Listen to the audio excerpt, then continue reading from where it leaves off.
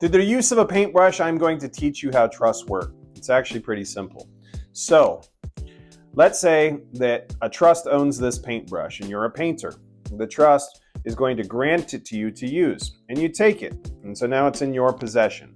You've just become the trustee of this paintbrush.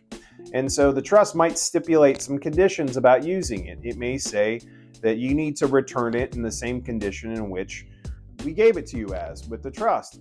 And so if you go, okay, you've effectively created an agreement. And that's kind of like a trust charter. That's an agreement that you now have with the trust. And this doesn't even have to be formal. This is just how it works. And so now you go out and you use the brush and you make some paintings and you're doing things.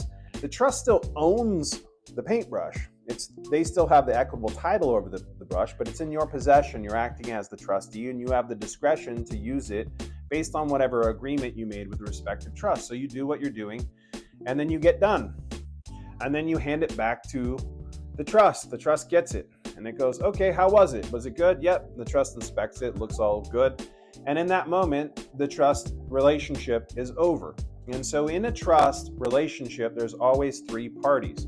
There is a grantor. So in this example, the trust is the grantor because it's granting the use of this property to the painter. And so the painter is taking it.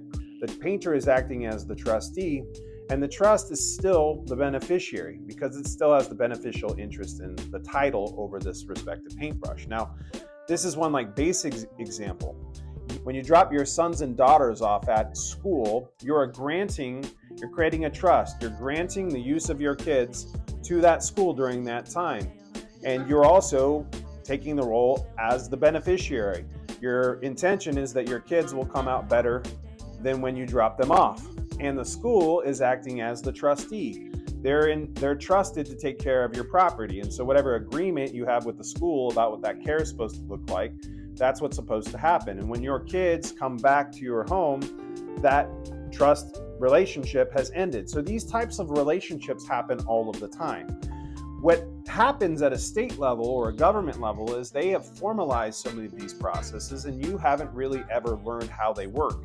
So because you don't know how they work, you don't realize that they're happening in life. There's this type of law called equity that's been around for 600 years. And it's trust law. And there's a whole bunch of different moves that you can make when you understand how it works, when you're sitting as a trustee or you're sitting as a beneficiary or the grantor. All of these have different powers and they actually affect our lives in the here and now. We just don't really realize that it's happening because we don't have the language to be able to observe it while it's happening. And so I hope this paintbrush tonight helped paint a picture of how a trust works at a most basic level so that you can see it in a more easy to understand way.